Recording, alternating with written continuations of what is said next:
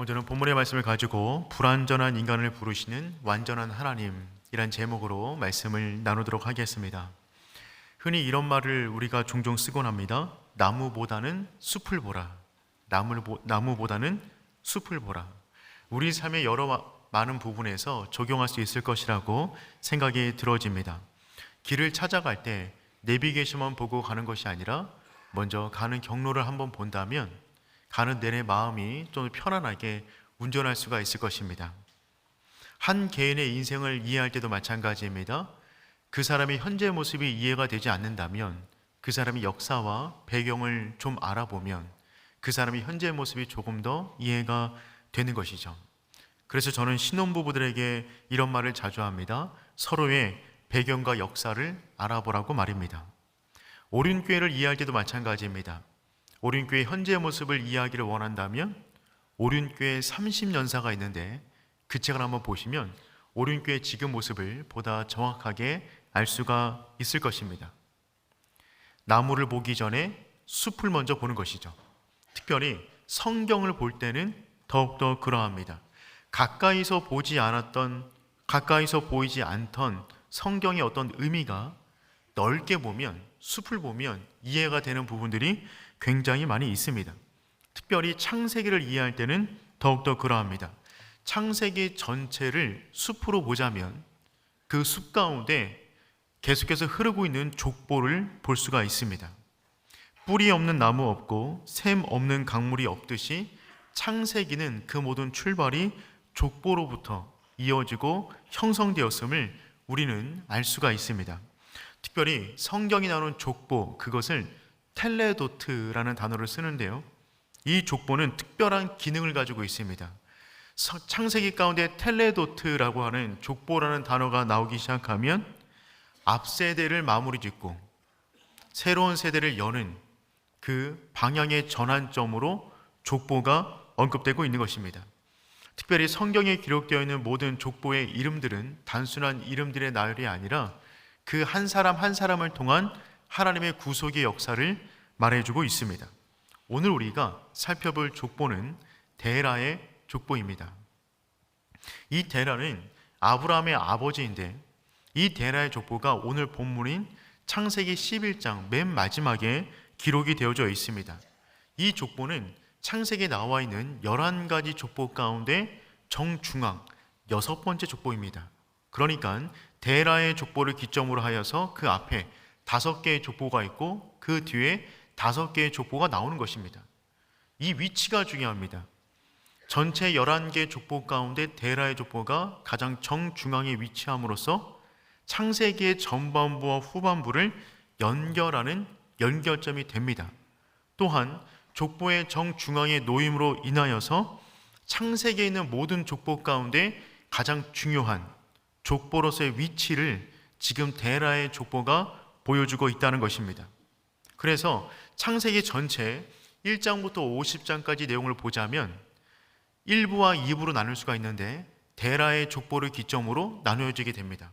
창세기 1장부터 11장까지가 1부인데 이때 중요한 내용들은 4가지 중요한 사건을 다루고 있습니다. 창조, 타락, 홍수, 바벨탑. 이것이 1장부터 11장까지 창세기 1부의 주요한 사건 4가지인데 이 부분 안에 족보 5개가 들어가 있습니다. 그리고 데라의 족보가 나온 이후에 창세기 12장부터 50장까지가 창세기 2부인데 이곳에는 4명의 중요한 인물을 언급하고 있어요. 아브라함, 이삭, 야곱, 요셉. 그리고 이 안에 5개의 족보가 들어가 있습니다.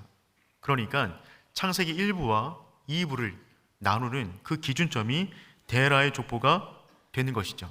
그러니까 오늘 우리가 살펴보는 이 데라의 족보는 굉장히 중요한 창세기를 이해함에 있어서 중요한 족보가 된다는 것입니다. 그런데 너무나 중요한 이 족보임에도 불구하고 데라의 족보는 그 어떤 족보보다 굉장히 특이한 점을 가지고 있어요. 그 모습 자체가 굉장히 불안정합니다. 예를 들면 창세기 5장에 아담의 족보가 등장합니다. 이 아담의 족보에 나오는 모든 사람들은 10명입니다. 10명. 이 10이라는 숫자가 의미가 있어요. 완전하게 이끄신 하나님의 구속의 경륜, 그것을 10이라는 숫자 자체가 보여주고 있는 것입니다. 창세기 4장을 보면 가인의 족보가 등장해요.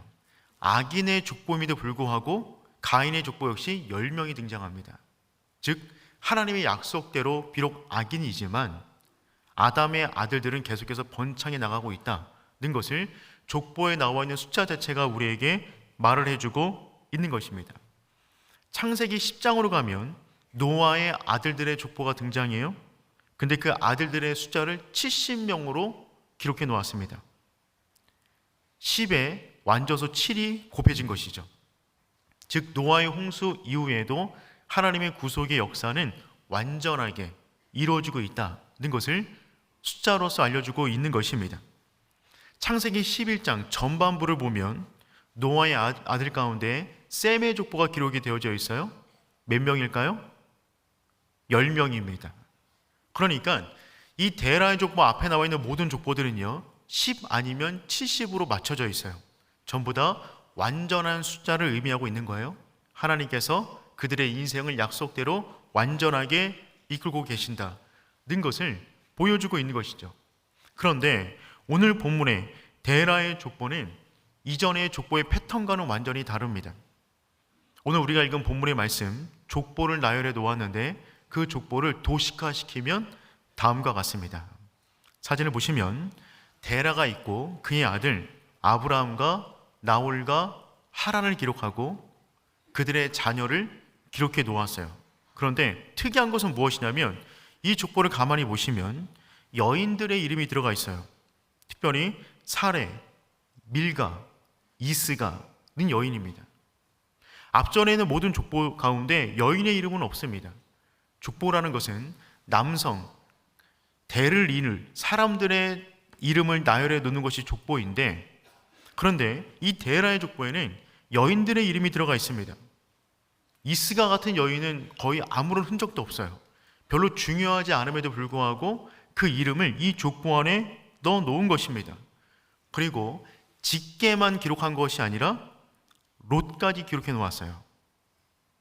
족보라는 것은, 유대인의 족보라는 것은, 앞전에 있는 것은 내려올 때 직계들만 기록해 놓았는데 지금 데라의 족보에는요 여인들의 이름 플러스 직계가 아닌 형제들까지 전부 다 기록해 놓은 것입니다.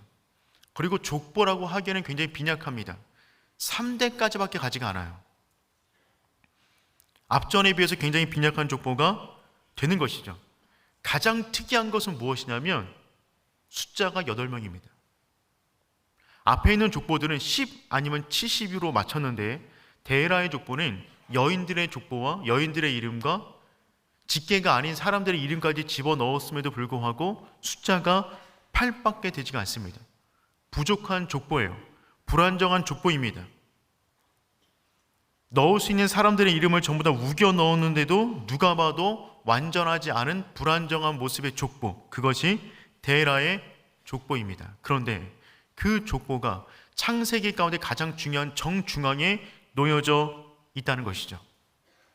이것 자체가 우리에게 주는 굉장히 강한 하나님의 메시지가 있습니다. 그것은 무엇이냐면 창세기를 이끌고 있는 가장 중요한 가문이 데라의 가문일 것인데 그 가문 역시 굉장히 불안정한 가문이었다는 것입니다. 하지만 불안정한 인생을 살아가고 있지만 완전하신 하나님의 손에 붙잡힌다면 그 가문 역시 복의 근원이 된다는 것입니다. 복이 될 사람, 열방을 향한 복이 되는 그 사람은 좋은 가문의 사람이 아니었어요. 불안정한 인생을 살아왔던 가문이었습니다. 그럼에도 불구하고 주의 손을 붙잡았을 때 그 가문은 하나님의 능력을 덧입는 아름다운 가문이 될 수 있었다는 것입니다.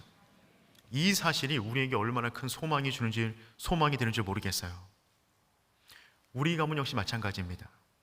우리 인생 역시 마찬가지입니다. 부족한 부분이 있을 것입니다. 하지만 괜찮습니다. 우리가 영적인 아브라함의 후손이라면 아브라함을 잡으셨던 그 하나님의 강한 팔이 우리의 인생 역시 붙잡고 계시는 줄 믿습니다. 그렇다면 우리의 가정과 상관없이 우리 역시 복이 될 줄로 믿습니다. 오늘 본문의 말씀을 중심으로 하여서 데라의 가문 가운데 흐르고 있는 세 가지 불안하는 요소를 함께 살펴보고 그 가운데 하나님께서 그 가정을 어떻게 이끄셨는가 관련된 내용을 살펴보기를 원합니다. 첫 번째, 데라 가문 가운데 불안은 영적인 불안이 있었어요. 영적인, 신앙적인 불안이 데라의 가정 가운데 가득했습니다. 데라는 아담의 19대 손입니다. 노아로 따지면 9대 손이에요. 그러니까 데라의 뿌리를 위로 올라가면 노아를 만나게 되고 아담을 만나게 됩니다. 믿음의 명문 가문이 되는 것이죠.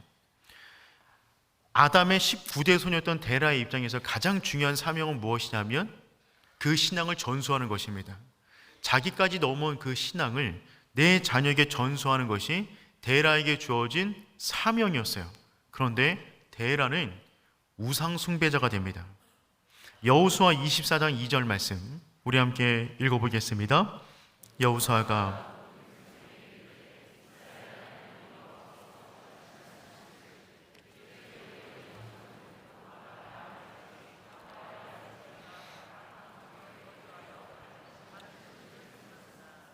여기에 보니까 여호수아가 죽기 전에 하는 말입니다. 데라가 강 저편에서 바벨론 땅에서 다른 신들을 섬겼으나 그는 우상을 섬기는 자가 되었어요. 여러분 생각해 보십시오. 다른 집안이 아닙니다. 아담의 계열입니다. 노아의 계열입니다. 그의 친척들이 함께 몰려 살고 있어요. 친족 중심에. 그런데 그 가운데 우상 숭배자가 등장한 것입니다. 그러니 그 가정 가운데 얼마나 깊은 영적인 갈등, 신앙적인 갈등이 있었겠어요? 성경에는 나와 있지 않지만 유대인들이 보고 있는 책 가운데 탈무드, 미드라시, 야살의 책을 보면 단순히 데라를 우상 숭배자로 표현하지 않고 우상을 만드는 사람이었다라고 말을 하고 있습니다. 특별히 창세기 11장에 바벨탑 사건이 일어나는데 그 바벨탑을 만든 주동자가 누구냐면 니므롯이라는 사람인데 그 니므롯의 밑에서 그를 도왔던 사람이 데라였다라고 기록하고 있어요. 그러니까 그냥 우상 숭배자가 아니라 하나님을 대적하는 그 반열 가운데 섰던 사람이 데라가 되는 것입니다. 그 사람이 지금 믿음의 명문 가운데 있는 것입니다. 그러니 그의 영혼이 평안할 리가 있었겠습니까? 그의 뿌리는 하나님에게 내리고 있는데 그의 인생의 가지는 우상에게 뻗고 있어요. 그러니까 그의 삶 가운데 맺는 열매라는 것은 너무나 힘든 아픈 열매를 맺었을 것입니다. 그의 내면이 평안할 리가 없습니다. 그런 그의 모습을 가장 많이 닮은 사람이 누구냐면 그의 손자 롯이었어요. 롯은 할아버지의 사랑을 많이 받았습니다. 그래서 그런지 롯은 할아버지를 정말 많이 닮았습니다. 나중에 이 롯이 아브람과 함께 가나안 땅을 나오게 되는데 그의 모습을 보면 정말 애매합니다. 그래서 롯이라는 이름의 뜻은 어떤 뜻이냐면 숨겨진 자, 애매한 자라는 뜻 자체가 롯입니다. 그의 이름에 걸맞게 롯은 정말 신앙적으로 영적으로 애매한 상태 가운데 머물러 있게 됩니다. 함께 믿음의 길을 출발했지만 결국 동쪽으로 계속해서 이동해 나가서 소돔과 고모라 땅 가운데 들어가게 되었던 것이죠. 그 땅이 멸망받을 때 아브라함의 기도로 인하여서 가까스로 구출되게 되었지만 결국 딸들과 동침하여 모압과 암몬 자손을 만들어내게 됩니다. 그러니까 이 롯은 그 이름에 걸맞게 신앙적으로 애매한 위치 가운데 있었어요. 믿는 사람인지 안 믿는 사람인지 모를 입장입니다. 그런데 그 모습은 데라를 닮아 있는 겁니다. 믿음의 명문 가운데 속해 있지만 우상을 섬겼던 사람. 그러니 그 가정 가운데 데라는 정말 큰 근심의 걱정거리였을 것입니다. 데라의 가문 가운데 두 번째 불안은 무엇이냐면 죽음에 대한 불안이 있습니다. 데라의 족보를 보시면 그 족보 가운데 며느리들에 대한 이름도 언급하고 있는데 아내에 대한 이름은 없어요. 갈대아 우르를 떠날 때도 아내의 이름은 없습니다. 학자들은 뭐라고 말하냐면 아내가 먼저 죽었다라고 봅니다. 그러니까 데라는 사랑하는 아내를 먼저 떠나보낸 죽음의 슬픔을 가지고 있었던 사람이에요. 거기서 끝나지 않습니다.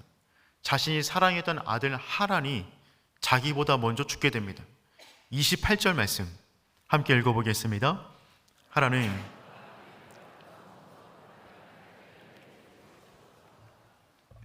이 사실은 그 당시 사람들에게 굉장히 큰 충격이었습니다. 성경에서 아벨을 제외하고 자식의 아버지보다 먼저 죽은 사람은 데라의 아들 하란이 유일합니다. 아벨은 살인당했어요. 그리고 그 아버지 아담이 아벨이 죽는 모습을 보지 못했습니다. 그런데 데라는 그 아들이 죽는 그 모습을 처음부터 끝까지 계속해서 주목해 본 유일한 사람입니다. 이때까지 모든 사람들의 생명에 대한 개념은 온 순서대로 가는 것이었어요. 이때부터 온 순서가 가는 순서를 결정하지 않는다. 그것을 증명해 준 사람이 데라의 아들 하란이 되는 것입니다. 먼저 죽었더라 라고 하는 먼저, 이 단어는 순서상의 먼저이기도 하지만 원어를 보시면 알페네라는 단어를 쓰는데요, 얼굴 앞에서 라는 뜻입니다. 면전에서. 어떤 의미가 있냐면 데라는 자신의 사랑하는 아들이 죽어가는 모든 과정을 눈앞에서, 면전에서 끝까지 지켜본 사람입니다. 얼마나 안타까웠을까요? 아버지는 아들을 살리기 위해서 할 수 있는 모든 방법을 다 동원했을 것입니다. 그럼에도 불구하고 죽음을 막을 수가 없었던 것이에요. 그 모든 것을 면전에서 보았던 그 사람, 아내를 먼저 떠나보내고 사랑하는 자식까지 떠나보내야 했던 그 사람, 그 가문의 족보를 보면 무언가 숫자가 부족한데 그 가운데도 또한 죽음의 두려움이 가득 차 있는 것입니다. 세 번째, 데라의 족보에는요, 미래가 불안해 보입니다. 미래에 대한 불안감이 있어요. 노아의 홍수 이후에 사람들의 수명은 120살로 떨어지게 되었습니다. 그래서 데라 위의 선조들은 대부분 다 30살 전후로 자녀를 낳았어요. 그런데 데라 때부터 자녀를 낳는 게 굉장히 어려워집니다. 데라의 아버지 나홀도 29살에 데라를 낳았거든요. 그런데 데라는 70세에 겨우 아이를 낳습니다. 26절 말씀 읽어보겠습니다. 데라는 70이 돼서야 겨우 아들을 낳은 것입니다. 그러니 데라 입장에서 이 아들들이 얼마나 귀했겠어요? 그런데 그 중에 한 아들은 먼저 죽게 된 거예요. 이 당시 가문의 미래라는 것은 자녀들의 숫자에 달려 있었습니다. 그래서 실제로 동물의 숫자보다 자녀의 숫자가 더 많기를 원했어요. 정말 많은 자녀들을 낳았는데 이 가문에는 단 3명의 아들을 낳았는데 한 명은 미리 떠났고 더 이상 아이를 낳아줄 아내마저 세상을 떠난 것입니다. 그래서 데라는 아브람을 낳은 다음에 그 아이가 정말 이 집안을 일으켜주기를 원하는 마음에 아브람이라고 이름을 지었어요. 아부는 아버지, 람은 존귀한 이란 뜻을 가지고 있어요. 존귀한 아버지가 되라. 존귀한 아버지, 이 당시에 존귀한 아버지라는 것은 자녀를 많이 둔 그런 아버지를 말하는 것입니다. 그 뜻을 가지고 존귀한 여자라고 하는 이름을 가진 사레와 결혼을 시켰습니다. 사레라는 뜻은 존귀한 여자라고 하는 이름의 뜻을 가지고 있어요. 그러니까 존귀한 아버지와 존귀한 여자가 만나서 부부가 된 것이죠. 이들은 정말 존귀한 부모가 되기를 원했습니다. 그리고 결혼해서 합방을 하게 됐는데 그때 알게 되었어요. 사레는 임신할 수 있는 몸의 기능 자체가 없었습니다. 30절 말씀 읽어보겠습니다. 사레는 임신하지 못함으로 라고 하는 이 단어를 원어로 보면 아카르라고 하는데요, 이 단어의 뜻은 무엇이냐면 뿌리를 뽑다, 제거하다, 이런 의미를 가지고 있습니다. 즉 아이를 낳을 수 있는 기능 자체가 뿌리가 뽑힌 여인이었어요. 그거를 결혼하고 알았어요. 그러니 이 가문은 지금 미래가 끊겨버린 것입니다. 지금 숫자가 8에서 멈췄어요. 앞전의 모든 숫자는 하나님이 이 가문을 완전하게 인도한다라는 사인으로 10, 10, 70, 10으로 맞춰가고 있는데 이 가문은 조카와 여인까지 다 집어넣어도 8명밖에 되지 않습니다. 그래서 이 가문의 족보를 보고 있는 사람으로 하여금 불안감을 느끼게 만듭니다. 과연 하나님의 구원의 역사가 계속해서 진행될 수 있을 것인가? 과연 8번째와 10번째를 채울 수 있을 것인가? 그와 같은 불안감을 이 족보가 지금 우리에게 주고 있는 것이죠. 다시 한번 정리해 보도록 하겠습니다. 데라의 가정에 3가지 불안이 있다고 말씀드렸어요. 첫 번째, 영적인 불안입니다. 그는 믿음의 명문 가문 가운데 있었지만 우상을 숭배하는 자가 되었습니다. 두 번째, 그 가정 가운데 건강상의 불안이 있었어요. 그는 아내와 자식을 먼저 떠나보내는 큰 슬픔을 지니고 있었습니다. 세 번째, 미래가 어두웠어요. 자녀를 낳을 사람이 없는 것입니다. 자기 역시 아내가 없어요. 또 하나의 아들 역시 임신하지 못하는 가정인 것입니다. 그러니 과연 이 가문이 어떻게 될 것인가 라고는 불안을 가지고 있는 것이죠. 그런데 이 데라의 족보를 가만히 보고 있으면 우리들의 가문을 보는 것만 같습니다. 우리들의 가정 역시 수많은 불안들을 안고 살아갑니다. 우리의 가정 역시 그 가문, 사람들을 면면히 살펴보면 그 안에 영적인 갈등이 있을 수 있습니다. 신앙적인 갈등이 있는 거죠. 부부 간에 종교가 다를 수 있어요. 종교가 같아도 신앙 색채가 다를 수 있습니다. 부모 자녀 간에 신앙의 믿음 계승이 되지 않는 거예요. 자녀는 믿는데 부모가 안 믿을 수도 있고요. 부모는 잘 믿는데 자녀가 안 믿을 수도 있는 것입니다. 신앙적인 갈등은 거의 모든 가정 가운데 다 있어요. 두 번째, 우리의 가정을 가만히 살펴보면 육체의 연약함이 없는 가정이 없습니다. 어느 가정이나 육체의 연약함, 죽음에 대한 두려움은 다 갖고 있습니다. 건강에 자신 있는 사람이 누가 있겠어요? 세 번째, 어느 가정이나 미래가 걱정되기는 마찬가지입니다. 특별히 내 인생은 어떻게 여기까지 왔는데 내 자녀들의 인생을 바라볼 때마다 이 자녀의 앞길이 정말 어떨 것인가 라고 하는 불안감은 모든 부모들의 마음 한켠 가운데 전부 다 있는 것이겠죠. 그러니 이 데라의 가문의 족보를 가만히 보면 이 안에서 우리 가정의 모습을 보게 되는 것입니다. 그런데 사랑하는 성도 여러분, 여기서부터 하나님의 은혜의 이야기가 시작됩니다. 사람이 끝이라고 여긴 그곳에서 하나님은 다시금 시작하시는 줄 믿습니다. 사람이 끝, 엔드라고 쓴 그것을 하나님은 그리고 엔드라고 읽으시고 하나님의 놀라운 일들을 이루어 가십니다. 데라의 가문은 누가 봐도 불안정한 가문이었어요. 하지만 하나님은 그 가문을 들어서 창세기 가운데 가장 중요한 위치 가운데 앉히시고 그 가문을 통하여 복의 근원되는 아브라함을 선택해 불러내셨습니다. 하나님은 또한 지금 우리들을 그렇게 불러내기를 원하세요.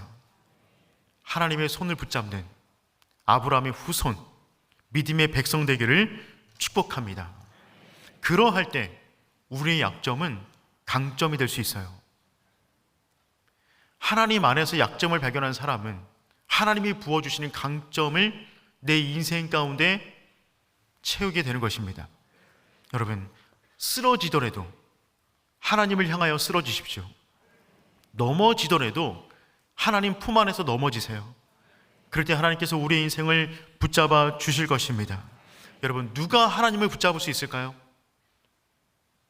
누가 강하신 하나님께 매달릴 수 있을까요? 누가 그 인생을 하나님께 올인할 수 있을까요? 자신의 약함을 발견한 사람이에요. 자신의 약함을 고백하는 사람이에요. 그 사람만이 강하신 하나님의 손을 붙잡아요.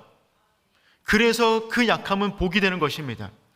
우리가 그분을 붙잡으면 그분의 강함이 우리를 붙잡기 때문에 우리의 삶 가운데 모든 약함은 강점으로 변화되는 줄 믿습니다. 데라의 족보가 그것을 우리에게 너무나 잘 말해주고 있습니다. 데라의 가문 가운데 말씀을 따라서 가나안 땅으로 향한 사람은 누구일까요? 4명인데 그 명단을 한번 보도록 하겠습니다. 31절 말씀 읽어보겠습니다.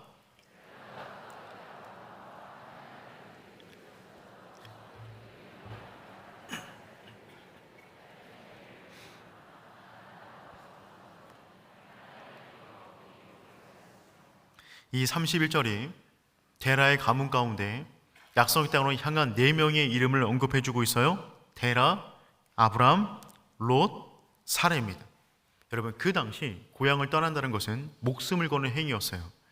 그 고향 밖에 뭐가 있는지 아무도 모릅니다. 고향에 있어야 고향의 사람들이 나를 지켜주는 거예요. 고향을 떠난다는 것은 정말 대단한 용기가 필요한 것입니다. 그런데 그 땅을 출발하는 사람은 데라의 가문 가운데 8명이 있었는데 4명만 나가게 됩니다. 그들의 명단 첫 번째 데라. 데라는 누구라고요? 이 사람은 죽음에 대한 공포가 큰 사람이었어요. 우상 숭배자였어요. 아내와 아들을 먼저 떠나보낸 사람입니다. 그 다음 롯, 아버지를 먼저 떠나보냅니다. 그의 이름은 애매하다.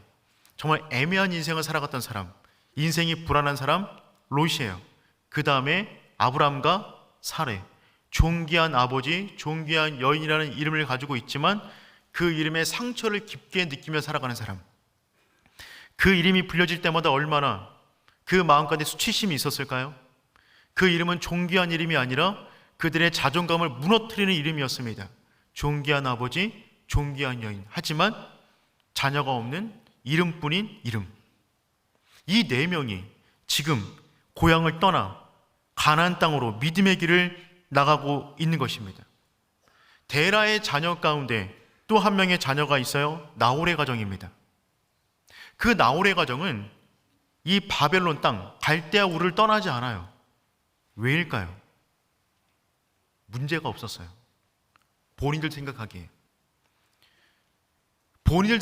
그 가정은 문제가 없었어요. 아내도 있었어요. 자녀도 있었어요. 일터도 있었어요. 이것을 왜 떠난단 말입니까? 하지만 누가 떠났다고요? 자신의 인생의 결핍을 발견한 사람, 자신의 인생의 무능력을 발견한 사람, 하나님의 말씀이 아니면, 그분의 능력이 아니면 내 인생을 세울 수 없다라고 하는 확신을 갖고 있는 그 사람, 그 사람들이 믿음의 길을 떠나는 것입니다. 저는 그 사람이 오륜의 모든 성도 되기를 축복합니다. 우리 인생 가운데 불안감이 없는 사람이 누가 있겠습니까? 미래에 대해서 장담할 수 있는 사람 누가 있어요? 건강을 장담하는 사람 누가 있습니까? 우리 가정의 믿음을 책임질 수 있는 사람이 누가 있겠어요? 우리 역시 부족한 인생입니다. 하지만 그 결핍이 결국 하나님을 강하게 붙잡는 믿음의 동기가 되는 줄 믿습니다. 이 4명이 고향을 떠나요. 그들을 바라보는 고향 사람들 어떤 마음이었을까요? 아마 조롱했을 것입니다. 조소했을 것이에요.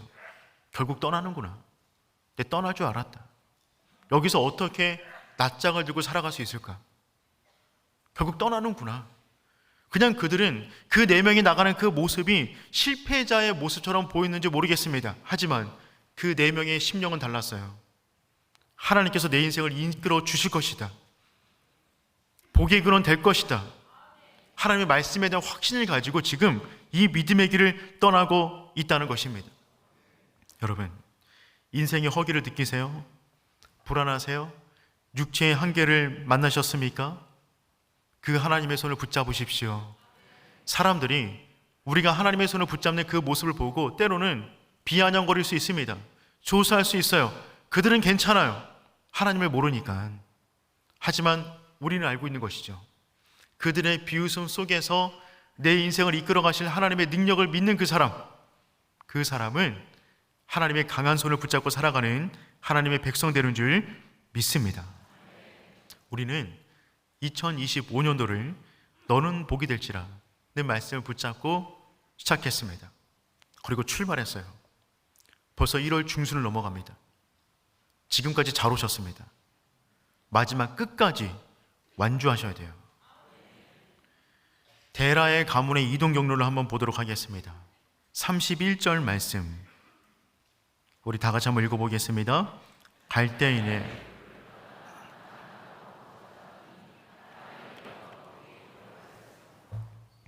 지도를 한번 보도록 하겠습니다.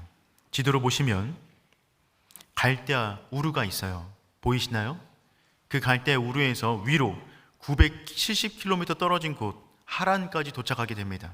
그런데 이동 방향을 보면 서쪽으로 가고 있어요. 지난주에 보았듯이 죄를 지었던 모든 사람들은 동쪽으로 끊임없이 이동해 가는데 지금 데라의 4명 이들은 약속의 말씀을 붙잡고 하나님이 계신 땅 서쪽에 있는 가나안 땅으로 계속해서 이동해 가고 있는 것입니다. 그들의 이동 경로 자체가 복을 향하고 있는 것이죠. 이런 사람들이 복 있는 사람입니다. 지금은 비록 복과 멀리 떨어져 있지만 방향이 맞다면 언젠가 도착할 것이기 때문에 그렇습니다. 그런데 가다가 하란에 잠깐 머물게 되었어요. 지도를 보시면 이 바벨론부터 하란까지가 한 문화권 속에 있어요. 전부 다 우상의 영향권 속에 있다는 얘기입니다. 그러니까 이 하란은 이 바벨론 영역의 제일 끝자락에 있는 도시였어요. 그곳에 잠시 머물게 됩니다. 그런데 데라는 그곳을 떠나지 않아요. 그는 믿음으로 함께 갈대우를 출발했어요.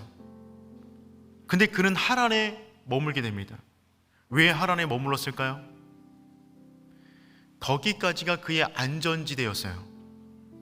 그 안전지대를 떠나게 되면 문화권이 달라져요. 그러니까 두려웠던 것입니다. 더군다나 그는 우상 만드는 기술이 있었어요. 그 땅에 있으면 일자리를 구할 수 있었어요. 여기서 다시 인생을 시작할 수 있었습니다. 고향 사람들은 내 모든 과거를 알기 때문에 그곳에 살 수 없다 하더라도 하란에서 제2의 인생을 살 수 있을 거라 기대했던 것입니다. 그래서 그곳에 머물러요. 그리고 거기서 인생을 마감하게 됩니다. 그의 이름처럼 인생이 흘러갔어요.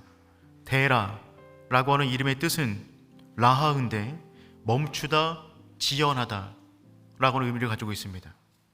그의 인생, 믿음으로 출발했는데 하란 땅에 멈췄어요. 지연되었어요. 그리고 거기서 인생을 마감하게 됩니다. 함께 믿음의 길을 잘 출발했는데 끝까지 못 간 거예요. 완주하지 못한 것입니다. 이것처럼 안타까운 인생이 어디 있습니까? 2025년 믿음으로 출발했습니다. 끝까지 복으로서 완주하는 하나님의 사람 되기를 축복합니다. 그런데 데라보다 더 안타까운 사람이 있어요. 롯입니다. 그는 함께 가나안 땅을 밟았어요. 그런데 멈추지 않았어요. 더 들어갑니다. 스쳐 지나가요. 약속의 땅에 들어갔는데 멈춰야 되는데 스쳐 지나가요. 동쪽으로 이동해 갑니다. 그러다가 소돔 땅에 들어가 그 집안의 마지막이 정말 수치스럽게 끝나게 됩니다. 복이 되는 방향, 그 방향을 잡았다면 우리에게 중요한 것이 있습니다. 그것은 무엇이냐면 말씀이 이끄는 곳에 이끌림 받는 거예요. 말씀이 멈추라 하면 멈추는 것입니다. 데라는 더 가야 되는데 멈춰버렸어요. 롯은 멈춰야 되는데 자기 마음대로 더 갔어요. 결국 하나님의 인도함을 온전히 따랐던 아브라함과 사레말이 약속의 땅에서 복이 되었던 것입니다. 4명 전부 다 복에 대한 약속의 말씀을 가지고 출발했지만 결국 그 땅에 머물러 온전한 복을 누렸던 사람은 아브라함 가정밖에 없어요. 그래서 아브라함이 아브라함 된 것입니다. 사랑하는 성도 여러분, 그 말씀을 따라 여러분의 인생의 방향과 인생의 속도와 인생의 위치를 결정할 수 있는 하나님의 사람 되기를 축복합니다. 그럴 때 우리 인생 불안할 수 있지만 그 불안을 초월한 하나님의 거룩한 능력이 우리의 삶을 붙잡을 줄 믿습니다. 그 손이 우리를 붙잡은다면 우리 역시 복이 되는 것입니다. 우리 그런 마음 가지고 함께 찬양하도록 하겠습니다. 주님 말씀하시며 내가 나가리라. 주님 뜻이 아니면 내가 멈춰서리라. 나의 가고 서는 것 주님 뜻에 있으니 오 주님 나를 이끄소서. 뜻하신 그곳에 나 있기 원합니다. 이끄시는 대로 순종하며 살리니 연약한 내 영혼 통하여 일하소서. 주님 나라와 그 뜻을 위하여 주님 나를 이끄소서.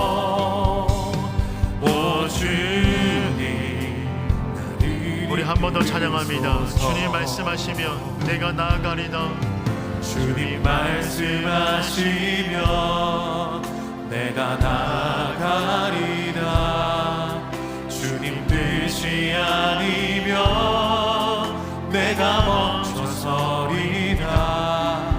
나의 가고 서는 것 주님 뜻에 있으니 오 주님 나를 이끄소서. 뜻하신 그곳에 뜻하신 그곳에 나 있기 원합니다.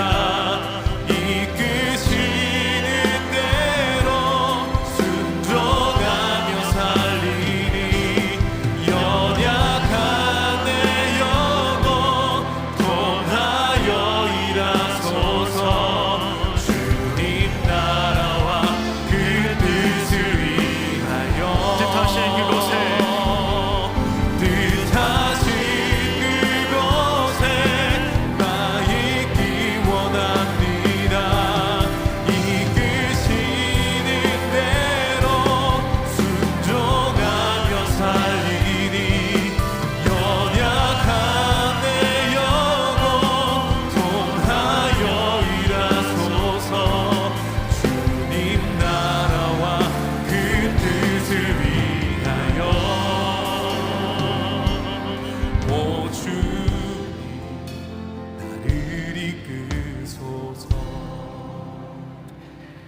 사랑하는 성도 여러분, 하나님은 우리의 삶을 인도하여 주시기를 원하십니다.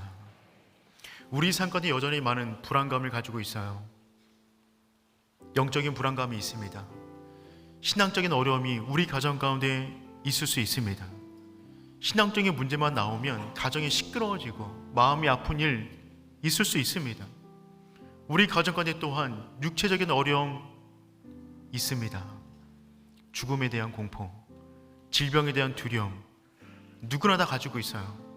또한 우리는 미래에 대해서 불안해합니다. 부모인 나까지는 어떻게 여기까지 살아왔는데 내 자녀들은 과연 어떤 인생을 살아갈 것인가에 대한 그 두려움이 모든 부모 안에는 똑같이 있는 것이죠. 하지만 성도 여러분, 우리와 동일한 불안감을 지녔던 데라 가문, 하나님은 그 가문을 들어서 복의 통로로 쓰기로 작정하셨습니다. 그리고 그 하나님은 지금 우리 가정 역시 그와 같은 복의 통로로 쓰기를 원하십니다. 하나님의 말씀을 붙잡고 2025년도를 시작했어요. 그 복을 위하여, 그 복이 되기 위하여 하나님의 말씀이 이끄시는 그곳까지 온전히 나아갈 수 있는 하나님의 사람 되기를 축복합니다. 여러분, 중도에 멈춰서는 안 돼요. 데라는 너무나 안타까워요. 중도에 멈춰버렸어요. 롯은 더 안타깝습니다. 그 땅을 스쳐 지나가 버립니다. 여러분, 오직 그 말씀에 따라 인생의 걸음을 옮겼던 아브라함과 사레, 그 둘만이 복의 출발이 되었던 것입니다. 우리 함께 기도하며 나아가도록 하겠습니다. 하나님, 내 인생 붙잡아 주시옵소서. 불안한 내 인생 하나님의 강한 손을 경험할 수 있도록 인도하여 주시옵소서. 내가 하나님의 말씀에 따라 움직이길 원합니다. 멈추면 멈추고 가라면 가라는 하나님의 말씀의 사람 되게 하여 주시옵소서.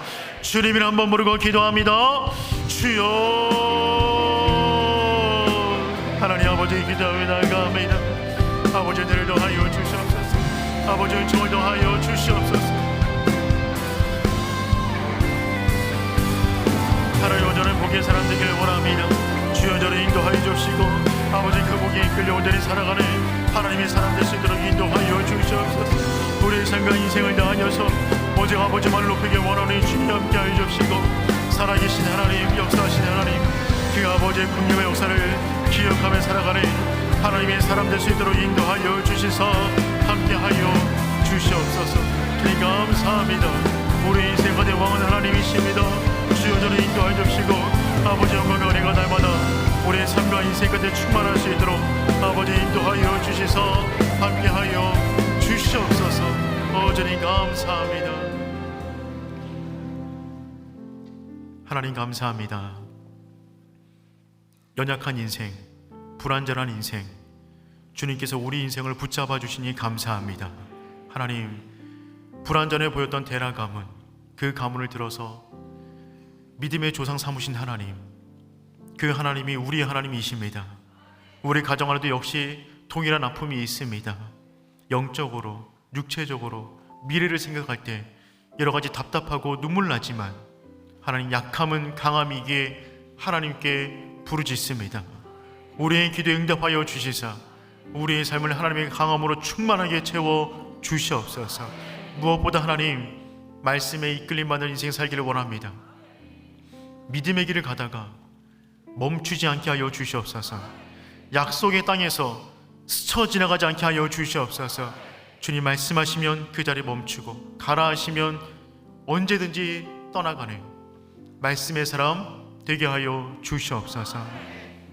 이제는 우리 주 예수 그리스도의 은혜와 하나님 아버지의 다함이 없는 사랑과 성령님의 인도하심이 불안한 인생, 완전한 하나님께 내어 맡기고 믿음으로 살기를 원하는 하나님의 백성 머리 위에 이제로부터 영까지 항상 함께 있기를 축원하옵나이다. 아멘.